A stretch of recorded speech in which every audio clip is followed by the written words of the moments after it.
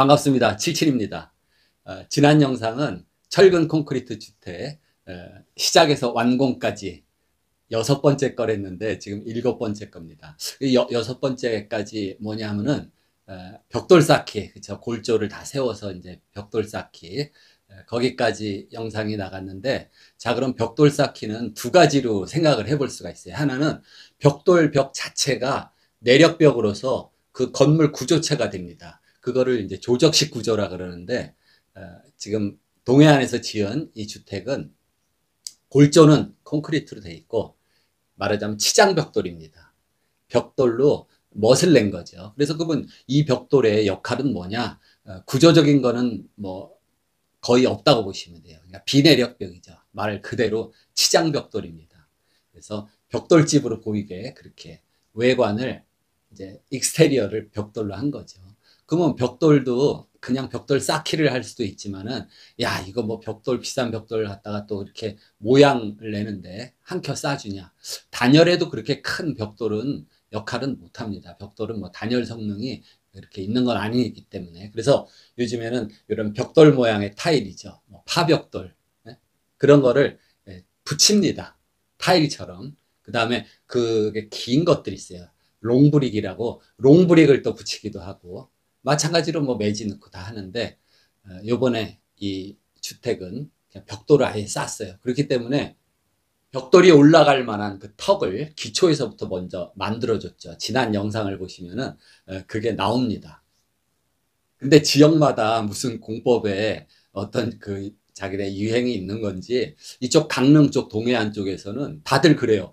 아니, 창을 구조체가 콘크리트로 돼 있잖아요. 창을 먼저 끼고 그 다음에 거기다 벽돌을 싼다고, 벽돌 쌓는 분들이 그렇게 주장을 하더라고요. 근데 뭐 그렇게 해서 안 되는 건 아니에요. 그렇지만은 그 방식대로 하면은 나중에 벽돌을 쌀 때 벽돌에서 어떤 비규격 짜투리가 나오든지, 아니면 창틀에서 요 일정한 규격으로 딱 떨어지기가 힘들어요. 그래서 먼저 벽돌을 다 쌓고 벽돌 테두리고 사이즈가 딱 나오면은 그때 바로 이제 실측을 해서 창을 맞추면 돼요. 그러면 그게 아주 보기 좋게 딱 떨어지고, 창도 또 바깥쪽으로 알맞게 이렇게 뽑아낼 수가 있습니다. 그래서 개구부를 먼저 딱 확인을 하고 재서 창을 하는 게 맞지, 창을 먼저 끼고 나서 거기다가 벽돌을 감아서 싸면은 그 틈으로 물이 셀 수 있는 확률도 많고 모양도 딱 떨어지지가 않아요. 벽돌이라든지 타일 이런 거 하시는 분들은 나누기를 잘 해야 돼요. 그래서 그 나눠서 되도록 온장이 딱 떨어지게 그렇게 하는 게 좋습니다. 그러면 자, 이제 벽돌 벽이 있고 그다음에 이제 창호를 끼우는데, 자, 창이라는 거는 뭐 여러 가지 기능이 있죠. 통풍, 채광, 뭐, 예? 그 다음에 조망을 위해서, 뷰를 위해서 창 크기라든지 재질 이런 것들이 다 결정이 되는데, 또 중요한 요소 하나는 건물 스타일과 건물 모양에 따라서 이 창의 크기라든지, 또 세로로 긴 창, 가로로 긴 창, 이런 규격이 정해지게 됩니다. 왜냐하면은 건물 외관하고 창 크기가, 이것도 비례가 안 맞으면은 굉장히 보기가 싫어요. 그래서 옛날부터 이 디자이너들, 예술하시는 분들, 또 집을 이런 건축 디자인 하는 분들이 건물의 어떤 외관 모양과 그 창의 크기를 조화롭게 비례에 맞게 그렇게 정하는 그런 연구를 많이 했어요. 그리고 이제 요즘에 중요시되는 거, 우리나라 사계절이 있으니까 겨울에 춥잖아요. 그래서 단열 성능을 굉장히 요구를 하는데, 우리 정부에서 정한 그 단열 기준이 있습니다. 그 단열 성능 값, 열 관리율 값 이상으로 맞춰야 돼요. 그러면 지금 지역마다 또 건축물 부위별로 지붕은 어떻게, 벽은 어떻게, 바닥은 어떻게, 또 창은 어떻게, 다 그 기준값이 있어요. 그러면은 자, 외벽면의 단열 기준값하고 외벽에 들어가는 창의 단열 기준값하고, 자, 제일 그 만족스러운 그 값으로 맞췄다고 해도 고성능 창을 끼워도 이 벽의 단열 값에 비하면 10분의 1 단열 성능이 떨어져요. 창은 그렇습니다. 그렇기 때문에 창에 고유 기능이 있지만은 너무 불필요하게 창을 많이 하거나 크게 하면은 그만큼 열 손실이 크다. 왜? 외벽의 단열 기준값보다 창의 단열 기준값이 한 10분의 1로 떨어집니다. 네. 여러분들이 궁금하신 분은 건축물 부위별, 지역별 단열 기준 표가 있어요. 그거랑 또 창호에 대한 단열 기준표가 있어요. 거기서 찾아보시면은, 또 특히 이제 재밌는 건 창호에 대한 거를 기준표를 찾아보시면은, 자, 유리의 성능에 따라 다르겠죠. 단열 값이. 그 다음에 프레임의 그 재질에 따라 다릅니다. 그래서 유리한 프레임이 어떤 거예요? 단열 성능이 좋은 거. 그거는 목재 아니면 플라스틱, 합성수지. 제품은 단열 성능이 좋아요. 그래도. 근데 금속, 알루미늄이라든지 이런 철제, 금속창은 단열 성능이 당연히 떨어집니다. 그래서 금속창 같은 경우는 그 안에 뭐, 단열, 충진제를 넣는다든지 또 절연바, 이런 거를 해서 단열을 자꾸 보강하는데 표에 딱 보시면 나와요. 유리가 겸유리 두꺼울수록 또 뭐, 이런 창호의 틀, 재질에 따라서 이렇게 나오는데, 그거는 제가 이 시간에 얘기하면 또 길어지니까 제 지난 영상에 그 창호에 대한 또 유리, 로이 유리 뭐 이런 거에 대한 그것들이 나오니까 한번 좀 보시면 돼요. 그리고 또 실내에 들어와서 보면은, 자, 창을 다 설치를 했는데, 조금 전에 말씀드렸듯이 이게 이제 PVC 창이라 그러죠. 프레임 재질이 플라스틱 같은 걸로 된 거하고, 또는 뭐 시스템 창 같은 경우는 금속, 알루미늄으로 된 이런 창 재질인데, 실내에서도 다 공기 조건이 같다고 봤을 때, 같은 실내 습도, 같은 온도가 돼도 이제 결로가 생기기 시작하면 차가운 쪽에 습기가 맺히듯이 하면서 점점 습기가 맺히면 그게 이제 물방울로 이슬 맺힘이 되면 그 결로 현상이라 그러죠. 그래서 아무래도 같은 창을 껴도 이제 북쪽에, 특히 뭐 남쪽에다 화장실을 배치하지 않으니까 욕실이 뭐 주로 북쪽, 서쪽, 이런 좀 겨울에 추운 쪽에, 그런 쪽에는 결로가 많습니다. 그리고 특히 이 습식 구조, 철근 콘크리트 구조라든지 ALC라든지 뭐 조적식, 이런 건물이 완공되고 나서도 그 안에, 특히 콘크리트는 습윤 양생이라 그러죠. 이 물기가 많이 들어간 콘크리트를 타설했기 때문에 그 콘크리트 안에 있는 수분이 빠져나가기까지 한 1년 정도 걸립니다. 또 콘크리트라는 거는 다 굳을 때까지는 정말 100년 동안에 걸쳐서 굳어요. 그러니까 이제 그건 뭐 모르시는 분도 많고. 자, 그러면은 실내에서 봤을 때 그러한 이제 이 콘크리트가 갖고 있는 습기, 이런 거를 밖으로 이제 배출을 하게 됩니다. 그래서 한동안은 실내 습도가 높아요. 어쩔 수 없이. 그러면 창을 좀 열어놓으면 되지 않겠냐 그렇지만은, 이 창을 열어서 실내 뭐 습한 공기를 환기시킨다, 이것도 굉장히 그 생각보다는 그 효능이 떨어집니다. 일반 주택은 콘크리트조, 뭐 목조, 뭐 기타, 뭐 조적조, ALC 다 해서 이 실내 습도가 높아지면 습기를 좀 빨아들였다가, 또 실내가 건조하면 습기를 또 이렇게 내뱉고, 이런 성능이 있어요. 근데 그 샌드위치 판넬로 된 경량 철골조는 그런 성능이 부족합니다. 그럼 뭐 환기를 하거나 창을 좀 열어놓으면 되지 않겠냐. 그래도 그 습도 조절이 잘 안 됩니다.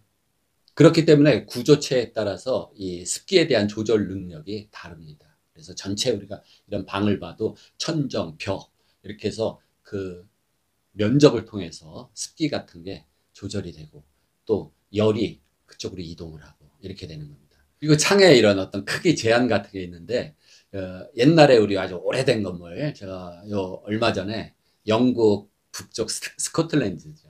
에딘버러에 갔었는데, 그때 오래된 건축물들이 뭐 도시 전체가, 거기 뭐 유네스코 지정 도시 전체가 이렇게 돼 있어요.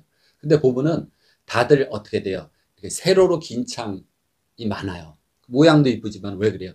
그게 가로로 긴 창을 못 내죠. 그때 전부 그 당시의 건물들이 뭐예요? 이 벽돌 조적식, 돌 조적식으로 했기 때문에 조적체 구조는 어떻게 돼요? 이 말하자면 계곡, 창이 크면은 굉장히 구조적으로 불리해져요. 왜? 수직으로 다 이런 조적체가 힘을 받기 때문에.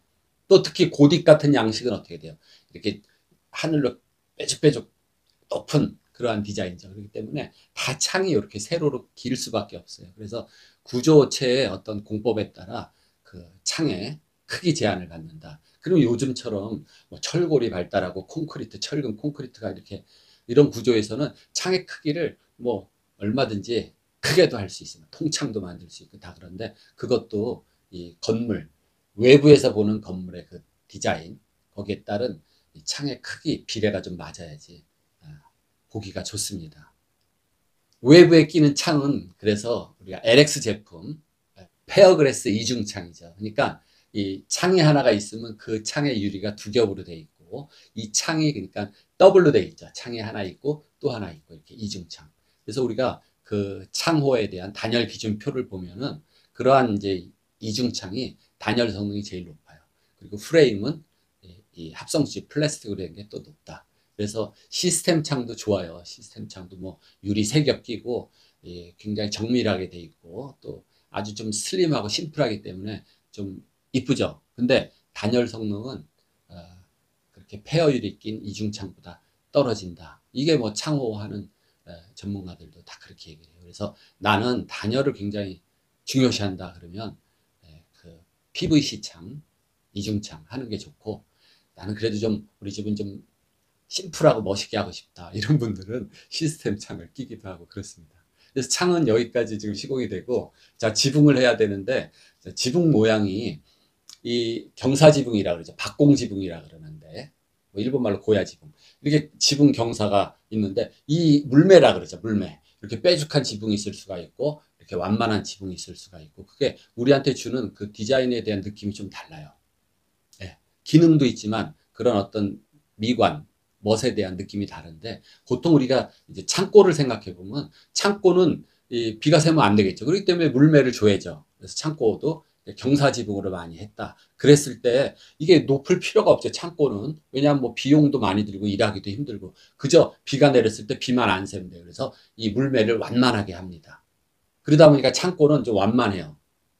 그래서 주택을 너무 지붕을 이렇게 박공 지붕을 완만하게 한다. 그러면 그 좀 창고 느낌을 이렇게 딱 받는 겁니다. 무의식적으로. 그러면 또 이렇게 높여놓으면 굉장히 이뻐요. 이 지붕 각도가 높은 데가 주로 눈이 많이 오는 저 알프스 쪽이나 뭐 로키 산맥 쪽, 북유럽, 북미 지역 가면은 그 지붕이 이렇게 경사가 세요. 그리고 이제 뭐 종교적인 디자인에 따라서 뭐 고딕식 하면 또 이렇게 또 우리가 앙천적인 디자인이라 그러는데 이렇게 또 굉장히 가파릅니다. 그래서 약간 주택도 요 경사가 높으면 좋은데 이 공법에 따라서 뭐 목조라든지 뭐 경량 철골조로 다 이렇게 좀 세게 할 수가 있어요. 근데 이 콘크리트조로 이 박공 지붕 슬래브까지 다 콘크리트를 친다고 콘크리트가 흘러내리잖아요. 그러면 좀 슬럼프 값 된 거, 슬럼프 값 좀 작은 걸로 해서 하면 되지 않겠냐. 그럼 너무 이게 또 돼가지고 이 마무리가 안 됩니다. 우리가 시공 연도라 그러잖아요. 그 작업하기에 좋은 질기, 워커빌리티라 그러는데 그래서 이 슬럼프 값이 나오는 거예요. 그래서 이 경사지붕 슬래브에 콘크리트 칠 때는 이 질기를 얼마로 맞춰야 될지 정말 좀 굉장히 이 머리를 써야 돼요. 너무 되면 막 일이 안 되고 거칠어지고 그 다음에 이게 너무 질면은 죽사발이 돼가지고 줄줄줄줄 흘러내리고 감당이 안 되죠. 계속 흘러내리니까 막 계속 삽으로 퍼올릴 수도 없고 그렇습니다. 그래서 이 각도를 이렇게까지는 못하고 어느 정도 이렇게밖에 될 수가 없다. 그래서 콘크리트 치는데 최대한 각도를 맞춰가지고 이 박공 이 사이즈가 된 거예요. 그리고 이 위에가 지금 다락으로서의 역할을 해야 되니까 또 이걸 좀 올리는 게 좋죠. 그 다음에 이제 지붕 슬래브 콘크리트가 다 되면은 거기서 정확하게 이 레벨 잡기가 힘들잖아요. 그렇기 때문에 이제 지붕팀이 와요. 와가지고 거기에 실을 딱 띄워가지고 아주 정확하게 수평을 잡아서 그 실에 맞춰서 이제 거기에 앙카를 다 받고 이제 사각형 각파이프 아연 도금된 각파이프로 우리가 상을 건다 그러는데 뼈대죠. 뼈대 틀을 다 걸게 됩니다. 근데 양양은 바람이 어떤 때 엄청 세가지고 그 앙카 세트 앙카를 2배 이상 총총히 박았어요. 그래서 거기에 뭐 한 200개 정도 박은 것 같아요. 그래서 간격을 한 50cm 간격으로 다 박아가지고 용접 다 하고 용접 부위는 또 어떻게 돼요? 거기에는 또 방청 칠을 다 해주고 그래서 그 위에 두 가지 방법이 하나는 하판이라든지 OSB 그 판을 깔고 그 위에다가 혹강판이라 그러죠. 징크판 그거를 덮는 방법이 있고 또 하나는 그래도 이 밑에 지금 지붕 콘크리트 칠 때 슬래브 칠 때 그 콘크리트 밑에 하부에 260mm 난연 단열재를 스티로폼 단열재를 받치고 그 위에다 콘크리트를 한 200mm 친 거예요. 그러니까 엄청 이게 지붕 지금 두꺼워졌죠. 그래도 불구하고 그 위에다가 또 50mm 두께의 이 샌드위치형의 그 징크 판넬 그거를 덮어서 지붕용 징크 판넬이죠. 그걸 덮어서 지붕을 한 거예요. 제가 기억나는 게 지금은 이제 코로나도 풀리고 또다시 해외여행들을 많이 다니는데 전에는 해외여행을 그렇게 마음대로 못 다녔어요. 정부에서 자 허가를 해준 사람만 해외에 나갈 수 있고 그랬었어요. 그래서 그게 1989년인가 그때 해외여행 뭐 자유화가 된 겁니다. 그래서 그 이전에는 결혼해서 뭐 신혼여행도 해외로 못 가고 뭐 제주도를 가고 뭐 그랬어요. 근데 그때 제가 이제 싱가포르, 홍콩에서 동남아 쪽을 여행하게 됐는데 홍콩에 갔더니 참 특이한 게 보이더라고요. 이 승용차들 있잖아요. 택시도 그렇고 모든 승용차가 이 지붕 뚜껑 위에 또 요만큼 한 2cm 이 공간을 띄고 철판이 또 덮여 있어요. 물론 이제 같은 색깔이죠. 노란색이면 노란색. 그래서 요만큼을 띄운 철판을 다 덮어놨어요. 이 자동차에. 너무 더워서 그런 아이디어를 냈더라고요. 그 햇볕이 아무리 강해도 무조건 그늘이잖아요. 최소한. 뭐 그 철판이 단열 역할은 안 해도 그늘 역할은 하잖아요. 그래서 물론 뭐 더우니까 뭐 에어컨 차 안에 있고 그래도 그게 하나 덮여져 있으니까 훨씬 어떻다? 좀 더위를 막을 수 있었던 것 같아요. 그래서 그런 이제 지역마다 기후 특성마다 이 아이디어가 있는데 어쨌든 양양주택은 이 지붕에 또 단열 한 겹, 예, 샌드위치 판넬로 된 그 단열 그걸로 지붕을 덮은 겁니다.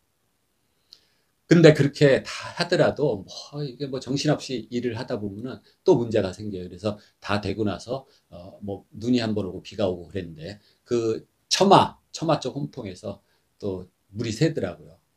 그러니 그걸 또 보수를 해야 되잖아요. 또 코킹을 다시 하고 그래야 되는데 물기가 또 없을 때 해야 되잖아요. 그러니까 또 그거 보수하러 한번 맞추러 오기도 힘들어요. 이쪽 남쪽에는 눈이 녹았는데 이쪽도 북쪽엔 눈이 안 녹고 그래서 그게 물기가 또 없을 때 코킹을 해야 되기 때문에 그런 것도 AS 하러 가기가 참 타이밍 맞추기가 힘들어요. 이 지붕을 덮기 전에 여기 이제 사진에서 보시면은 이 구조체가 올라왔죠. 이렇게 콘크리트가. 그래서 바깥에는 이제 225mm 스티로폴 단열재, 또 실내 측으로 콘크리트 구조체가 20cm 두께, 그리고 벽돌을 또 한 요 정도 한 3cm, 5cm 띄워서 벽돌을 반장 쌓기를 했죠. 치장 쌓기. 그러면 이 구조체하고 벽돌 쌓은 거 쭉 올라가면 위에 요만큼이 틈이 비게 됩니다. 물론 그 틈을 좀 숨통을 틔워가지고 그 콘크리트 구조체에서 나오는 수분이라든지 이런 것들이 좀 빠져나가기도 하고 그렇기도 하는데 거기에 그래도 틈이 너무 많으면은 그걸로 이제 공기 정도가 아니라 이제 바람이 통하면은 열 손실이 있어요. 그래서 그 위에는 우레탄 폼이라든지 그걸로 쭉 막아주는 게 좋아요.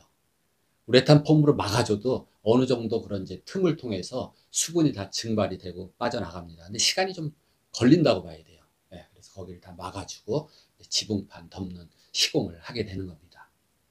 오늘 영상에서는 자 이제 벽돌 다 쌌으니까 창을 끼고, 근데 창은 이 메이커별로도 품질 중요해요. 뭐 LX 창도 있고 뭐 독일산 레하우도 있고 뭐 여러 가지 창이 있는데 창 자체의 품질도 중요하지만 이 시공하는 분들이 정말 잘해야 됩니다. 창이 이렇게 너무 주저앉기도 하고 또 심지어 이 수평 수직도 못 맞추는 분들도 있어요. 그다음에 코킹, 사춤 이런 걸 잘해야 돼요. 그래서 시공팀들의 실력도 굉장히 중요하다. 그리고 이제 지붕도 뭐 두말하면 잔소리지만은 모든 게 그래요. 우리 시공이 재질도 중요하지만은 시공의 품질 굉장히 중요합니다. 그래서 시공을 잘해야죠. 시공이 잘못되면은 계속 또 AS 하자가 생기는 겁니다. 그래서 오늘은 여기까지. 또 제가 또 내일은 한국 건축 시공기술사 협회에서 또 있어요. 그래서 그 회장님하고 만나서 우리 협회에 대한 또 하고 싶은 얘기 그걸 좀 해야 됩니다. 다음 시간에 뵙겠습니다.